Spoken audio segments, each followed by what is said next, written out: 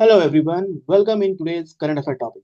Today I am going to discuss about India-Africa relation. जैसे आपको पता है कि अफ्रीका टोटल 54 कंट्रीज हैं। अफ्रीका अफ्रीका एक कॉन्टिनेंट है और इसमें 54 कंट्रीज हैं। और इंडिया इन सारे 54 कंट्री के साथ एक अपना अच्छा रिलेशन बनाना चाहता है। इसके पीछे कई कारण हैं। देखिए, सबसे पहले बता दूं कि अफ्रीका एक ऐसा कॉन्टिनेंट है जहां पर मिनरल रिसोर्सेज काफी ज्यादा है। और यहाँ पर चाइना का इन्वेस्टमेंट काफी ज्यादा हो रही है।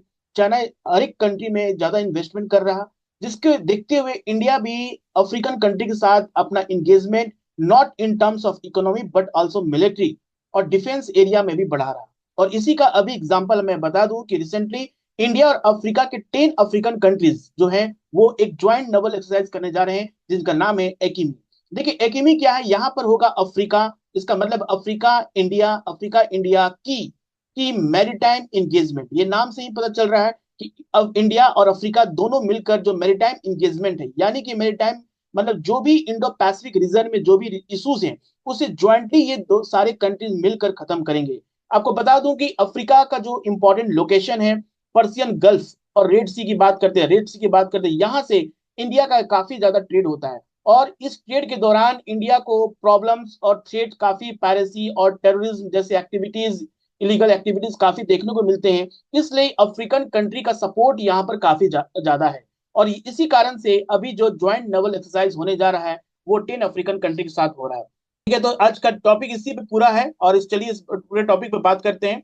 कि आपको मैं बता दूं कि पिछले कई दशकों से काफी डिकेड से इंडिया अफ्रीका में काफी ज्यादा इंगेजमेंट दिखा रहा। इंगेजमेंट करने का मतलब कि इंफ्रास्ट्रक्चर प्रोजेक्ट और इन्वेस्टमेंट इंडिया की तरफ से काफी ज्यादा हो रहा है। कह सकते हैं कि financial help, scholarship, okay, other support हो for further expand India and Africa engagement and both country will come close together. Okay, यहाँ पर अफ्रीकन कॉन्टिनेंट और इंडिया का जो इंगेजमेंट है वो काफी ज्यादा देखने को मिल रहा है, क्योंकि इंडिया को पता है कि आने वाले डिकेड्स में, आने वाले समय में अफ्रीका काफी डिमांडिंग होगा, काफी अट्रैक्टिव इन्वेस्टमेंट होगा। इसलिए यहाँ पर चाइना भी इन्वेस्टमेंट कर रहा और चाइना को देखते हुए इंडिया भी इन्वेस्टमेंट करना शुरू कर दिया है। लेकिन इंडिया को क्या है, इंडिया का मतलब कि इकोनॉमिक टर्म्स में ही इंगेजमेंट नहीं बढ़ाना है। इंडिया को यहाँ पर अपना बायलैटरल के साथ साथ डिफेंस और मिलिट्री इंगेजमेंट को भी स्ट्रॉन्ग करना है।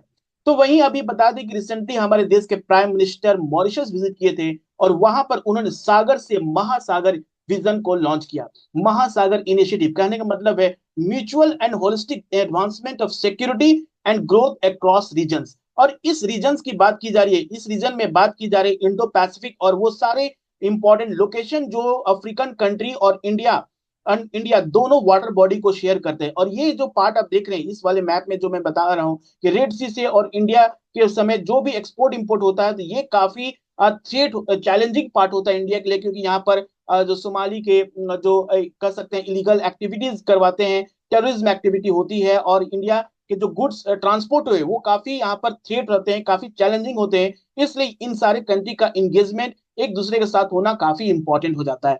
तो हमारे प्राइम मिनिस्टर का जो नया इंगेजमेंट है, ओके, डिफेंस कॉपरेशन करना उन सारे कॉन्टिनेंट के, उन सारे कंट्री के साथ जो कि ईस्ट अफ्रीकन और वेस्ट अफ्रीकन कंट्री के पार्ट हैं। और इसमें ग्लोबल साउथ की जो कॉन्सेप्ट है कि ग्लोबल साउथ के साथ ज्यादा इंगेजमेंट करना। आपने इसके बारे में तो सुना होगा, act east policy. Act east policy में हम साउथ ईस्ट एशियन कंट्री के साथ इंगेजमेंट करते हैं। उसी तरह यहाँ पर वेस्टर्न कंट्री के साथ भी, यानी वेस्ट पार्ट जो अफ्रीका का जो ईस्टर्न पार्ट है और इंडिया के कह सकते हैं वो वेस्टर्न साइड में है, तो उनके साथ भी हमारा एंगेजमेंट काफी इंपॉर्टेंट हो, तो उसके लिए ये महासागर इनिशिएटिव को लॉन्च किया गया है। ठीक है, तो ये जो प्रोजेक्ट है, ये जो मिलिट्री एक्सरसाइज है, नवल एक्सरसाइज है, इसमें टोटल 10 अफ्रीकन कंट्रीज का पार्टिसिपेट करेंगे। जिसको देखते हुए कि इनका एंगेजमेंट इसलिए इंपॉर्टेंट क्योंकि China has made major strategic inroad in Africa. China भी अपना अफ्रीका में काफी ज्यादा इन्वेस्टमेंट कर रहा है और उसको देखते हुए इंडिया को चाहिए कि मोस्ट अफ्रीकन कंट्री के साथ जितना ज्यादा रिलेशन स्ट्रांग होगा हमारा, उतना ज्यादा प्रेजेंस अफ्रीकन कॉन्टिनेंट में ज्यादा रहेगा। और जो प्रॉब्लम हमारे सोमाली पायरेट्स और हौथी रेबल के साथ है, क्योंकि ये ट्रेड जब भी होती है इंडिया और अफ्रीका के बीच में, तो वो ज्यादा थ्रेट होते हैं सोमाली पायरेट्स की वजह से और हौथी रेबल्स, उनको भी टारगेट किया जाएगा इस मिलिट्री एक्सरसाइज में। ठीक है, इस मिलिट्री एक्सरसाइज के बारे में कुछ जानकारी इंफॉर्मेशन हमारे deputy chief naval staff admiral Tarun Sobti ने बताया है कि Indian Navy and Tanzania people defence force, यानी इंडिया का नेवी और तांजानिया का पीपल डिफेंस फोर्स दोनों मिलकर इस एक्सरसाइज को लॉन्च करेंगे। और इस एक्सरसाइज को कहा जाता है अफ्रीका इंडिया की मैरीटाइम इंगेजमेंट ऑफ दार एस सलाम इन तांजानिया। तांजानिया का जो पोर्ट है दार एस सलाम, वहां पर एक्सरसाइज स्टार्ट किया जाएगा मिड अप्रैल में, and it is set to be inaugurated by our defence minister Rajnath Singh. Rajnath Singh is defence minister, वो इस एक्सरसाइज को उद्घाटन करेंगे, और ये मिड अप्रैल महीने के कहने का मतलब 12 से 14 अप्रैल में ये स्टार्ट होने जा रहा है। इस एक्सरसाइज में सबसे बड़ा चैलेंजिंग जो है इंडिया और अफ्रीका के लिए, उसे टैकल किया जाएगा। जैसे मैरीटाइम सिक्योरिटी थ्रेट है, जैसे पायरेसी की बात करते हैं, illegal activities including trafficking,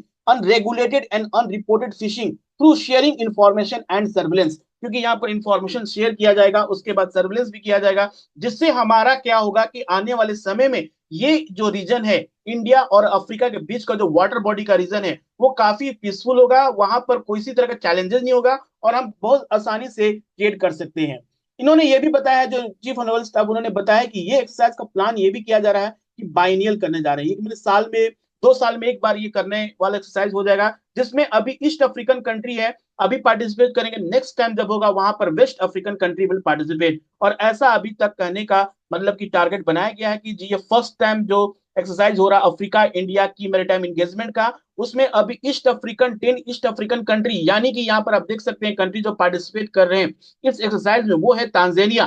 Tanzania country है, उसके बाद आपको कोमरोस है, कोमरोस कंट्री है, मेडागास्कर है, डिजिबोटी है, इरिट्रिया है, केनिया है, मेडागास्कर है, मॉरिशस है, मोजाम्बिक है, सिशल्स है, and south Africa, including south Africa country will also participate. तो देख सकते हैं ये काफी इंपॉर्टेंट लोकेशन हो जाता है, यहाँ पर आपको रेड सी नजर आ जाता है, और इस रेड सी से हम लोग काफी ज्यादा ट्रेड भी करते हैं, और अफ्रीकन कंट्रीज के साथ बॉर्डर शेयर करता है, इसके साथ गल्फ कंट्री है, ऊपर ऊपर से पर्सियन गल्फ ही है।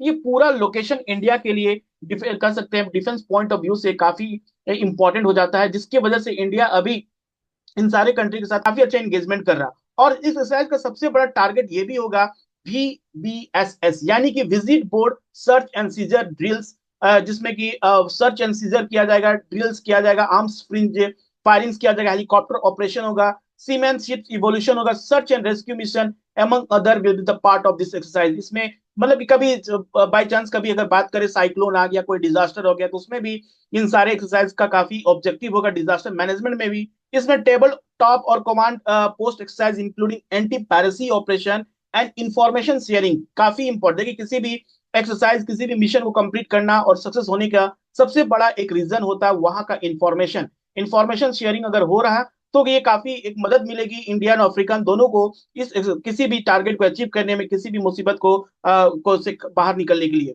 और इंडिया की तरफ से यहाँ पर जो पार्टिसिपेट करेंगे, the Indian navy is likely to represented by INS Chennai, एक तरह का डिस्ट्रॉयर है, याद रहे आईएनएस चेन्नई डिस्ट्रॉयर है। उसके बाद आईएनएस शार्दुल लैंडिंग शिप है, टैंक है, ठीक है। उसके बाद P8I मैरीटाइम रिकॉनेजेंस एयरक्राफ्ट, जो कि आपको इंटेलिजेंस गैदरिंग करने में काफी हेल्पफुल होता है। Where 7 warship will come from African nation. तो इंडिया से जो पार्टिसिपेट करने जा रहे हैं वो है आईएनएस चेन्नई एक डिस्ट्रॉयर, उसके बाद आईएनएस शार्दुल, एंड P8I एक रिकॉनेजेंस हेलीकॉप्टर कह सकते हैं एयरक्राफ्ट है, जो कि इंटेलिजेंस गैदरिंग करने इंफॉर्मेशन के लिए काफी इंपॉर्टेंट हो जाता है।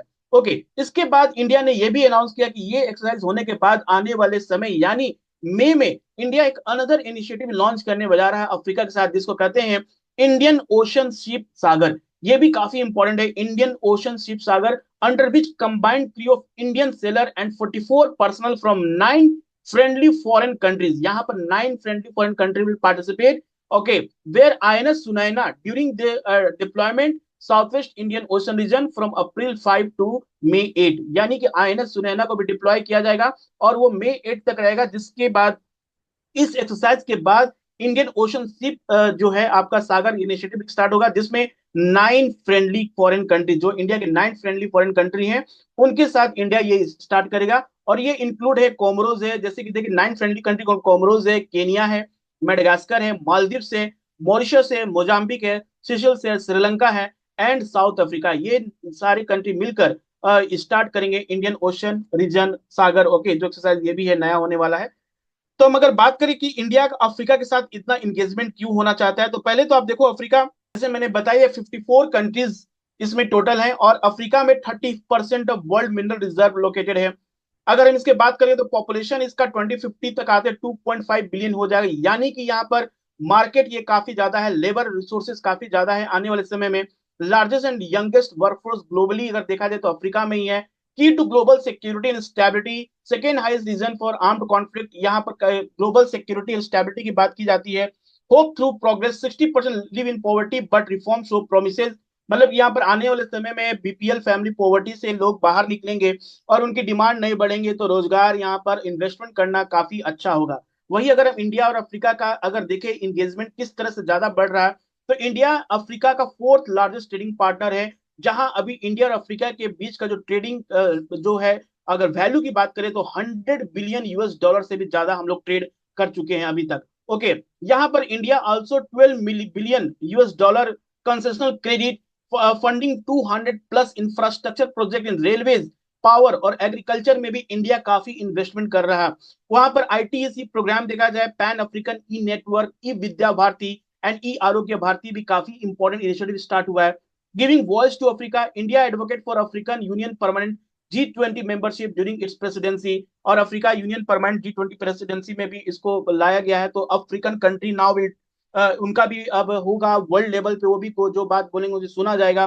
Diplomatic platform, India African forum summit जो है वो एक तरह का काफी इंपॉर्टेंट इंगेजमेंट होता है इंडिया और अफ्रीका के बीच में, जो कॉपरेशन को बढ़ावा देता है। India Japan Afrikaans collaboration, Japan भी काफी इन्वेस्टमेंट कर रहा है इंडिया के थ्रू, इंडिया टेक्नोलॉजी के थ्रू अफ्रीकान के टैलेंट शेयर ग्रोथ में।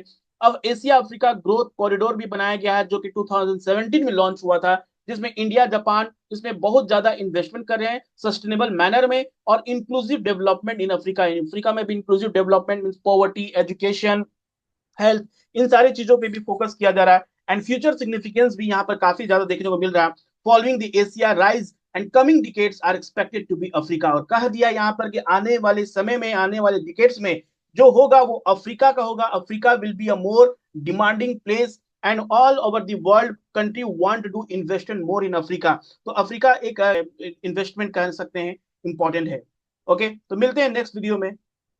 Thank you everyone.